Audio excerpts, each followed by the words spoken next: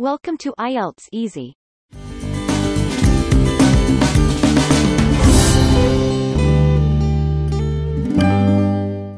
Writing 3. The importance of structure. Effective writing must have structure. This lesson will teach you how to structure your written responses, with special emphasis on writing task 2. Here are goals for this lesson. Take some time to carefully read them, and when you're ready. In this lesson, I'll be focusing on writing task 2. Task 2 is longer and worth more points than task 1. But there is another important difference. In task 2 you must write about a topic, and give reasons for your answer and include any relevant examples from your own knowledge or experience. In other words, you must support and present your ideas with relevant evidence or arguments. You must use sound reasoning and present a logical conclusion, in addition to good grammar and vocabulary. For writing task 2, you will need a good planning and well-structured answers. Students, let's look in more detail as to the type of questions you may be asked. In task 2, the most common sort of task 2 question is one which asks you about a topic that has two different viewpoints and asks you to present your opinion. For example, you may be asked to discuss the advantages and disadvantages of a particular topic, or the positive and negative side of a topic, or whether you agree or disagree with a given point of view. In that type of question you will need to think of both sides of the argument, so that you demonstrate a well-thought-out answer. But not all questions will have two viewpoints. Some questions will ask you to simply discuss a matter, or you may also be required to provide your idea on a solution to some sort of problem. Regardless of the type of question you receive, the key is to present a logical, well-written response to support your position and your reasoning. The examiner is looking at your ability to present ideas and connect thoughts and make conclusions. All of the subjects will be general topics that you will have some knowledge of, and there is no right or wrong answer. To achieve the goals for this task, your written response must have structure. Having structure means that your writing is well organized and written according to a plan. On the screen you'll see the attributes of a structured written response. You will note that it's well organized and discusses the topic clearly. Ideas are clearly presented and there's a logical flow of thought between paragraphs. Finally, a structured written response has a well-supported conclusion. If you want a high score, you'll need to have all these attributes. In contrast, notice the attributes of an unstructured answer.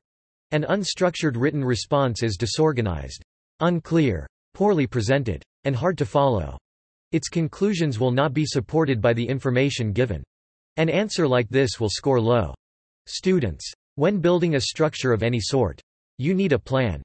Having a plan actually makes the task easier and gives a better end result. On the screen in front of you is a 5-part plan which I suggest you use to write your task 2 essay. Following a plan like this gives your answer a logical structure, which is important in this task. First, I will give you an overview, and then I'll explain each part in more detail. The first part in your essay will be your introduction. The introduction is where you reveal the topic of the essay to the reader. The introduction is followed closely by the second part of the plan, which is your statement of position. Your statement of position is where you let the reader know your point of view on the topic. The third and fourth parts of the plan are where you state your evidence in support of the position you have taken on the topic. There are two sides to most topics, and you may wish to present the arguments in support of your position first, and then follow with your opposing arguments. I will expand on this later, but by exploring both sides of a subject, you will probably find it easier to write the required number of words, as well as demonstrate to the examiner that your ideas are relevant to the topic. The fifth and final part is to wrap up your answer with an appropriate conclusion. You should take the time to memorize this plan outline. It's a key to a well-presented written response. The first part of your plan is the introduction. The most important role of the introduction is that it introduces the essay topic to the reader. A common mistake often made by students is they write about the wrong topic. To avoid choosing the wrong topic and get off to a good start, make sure you study the question carefully. The question will require you to argue or present your view on a particular issue. Highlight the key words in the question. Think about these words and use a variation of them to plan your introduction. Don't just copy the question word for word. If you do, these words will be ignored by the examiner. Now, make sure the introduction and the rest of your answer stays within the scope of what is asked and covers all aspects of the question. If you go outside the topic, or only answer a part of the question, you will lose marks. I suggest that you keep the introduction brief, with no more than about 2 or 3 sentences. This will give you more time to focus on the development of your arguments or ideas. Once you decide on the key aspects of your introduction, write a quick summary outline of it on the test booklet worksheet. This will help clarify your thoughts on the topic. The statement of position paragraph is the all-important central part of your written framework. It is where you let the reader know the position or point of view you will take on the topic, and gives the essay focus and direction. This part of your essay should leave no doubt in the reader's mind as to how you feel about the topic, and where the rest of the essay is going to be directed. The rest of the essay will be built around the position you present here.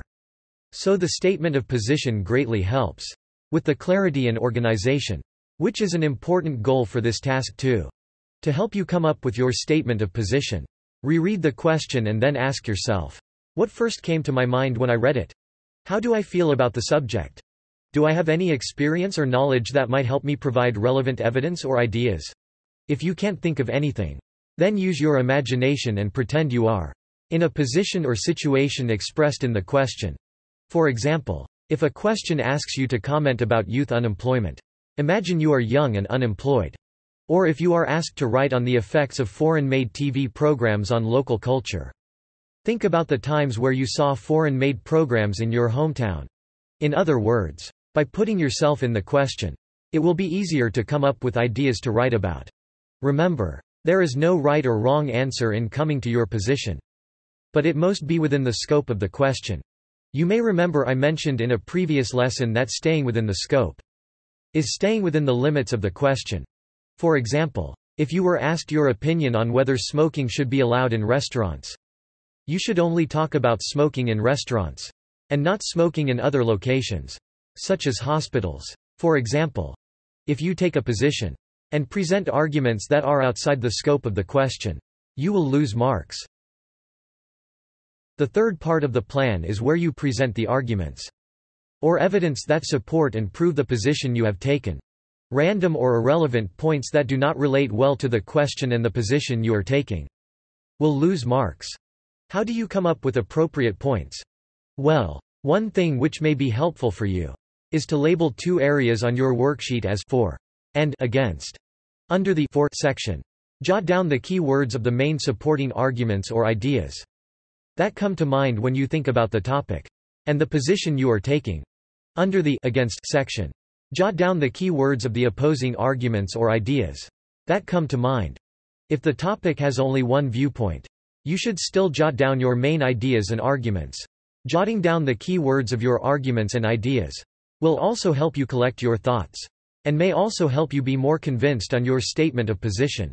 As you look at the points you have jotted down, decide which are the strongest and best arguments and ideas.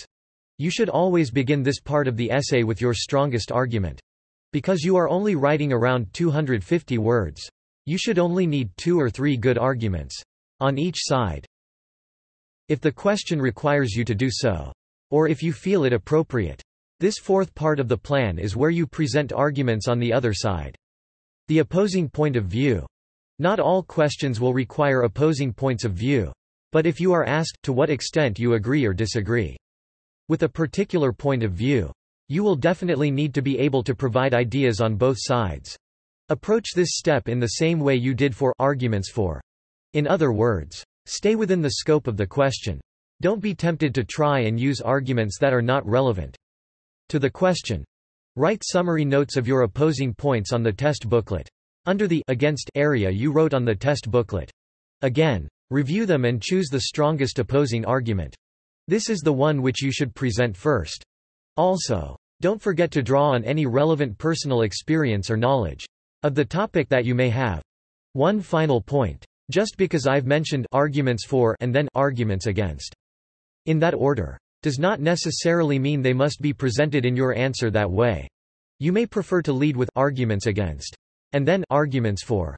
This is perfectly okay to do.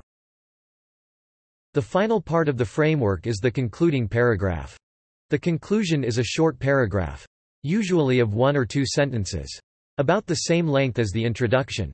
It's a simple restatement of your statement of position, and can include a very brief summary of your key ideas and arguments.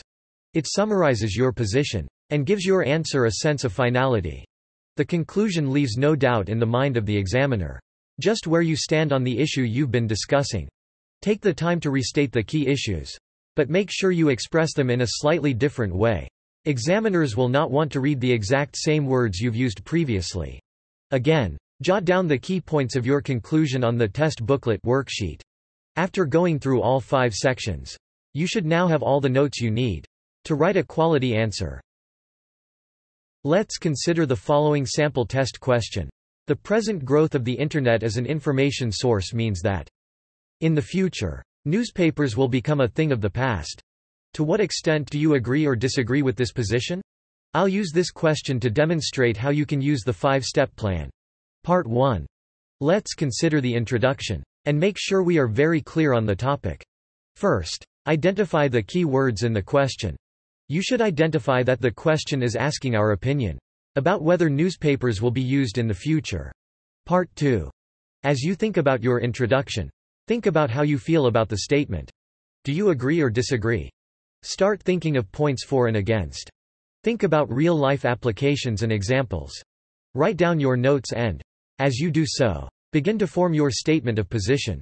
If I were answering this particular example, because I regularly use the Internet and never purchase newspapers, I would quite quickly decide to argue that newspapers will no longer be used in the future. Part 3. Think of arguments for the position taken that newspapers use will no longer be used in the future. Firstly, the information we have access to is up to date, given in real time, in a constantly changing world. This is definitely a major benefit. Another point is that it is environmentally friendly, in terms of a reduction in paper used, and means that less trees will be used. Lastly, information on the Internet can be easily saved and referred to again at a later time. Part 4. Let's think of arguments opposing your point of view. Firstly, using a newspaper as a primary information source can be convenient. Unlike a computer, you don't need electricity to read the news. Nor do you need a computer. From personal experience, computers tend to be quite expensive. A newspaper therefore is definitely a cheaper option.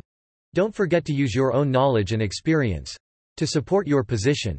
One point to note: even though I have listed arguments for first and arguments against second, it's perfectly fine to reverse the order and lead with arguments against, followed by arguments for. Now, in Part 5, I'll conclude. I return to my statement of position that newspapers will be no longer used, and I'll restate my key point that Internet news is fast, convenient, up-to-date and good for the environment. Remember to use other words to express your opinion. Don't just restate what you previously wrote. To jot down summary notes like this should take no more than 2 to 3 minutes of your exam time. Once you have done so, you have the foundation and plan for writing a high-scoring answer. Students, as I have mentioned many times, it's important to jot down summary notes of your answer before you start writing it. Use your test paper as a worksheet. The 5 steps I have outlined in this lesson are your guide, and you should have all 5 parts outlined with summary notes before you begin to write on the answer sheet. These notes should be very brief and are simply reminders to help you write. Once you have your plan jotted down, review your notes before you actually start writing your answer. Consider how your written response will flow from the introduction to the conclusion.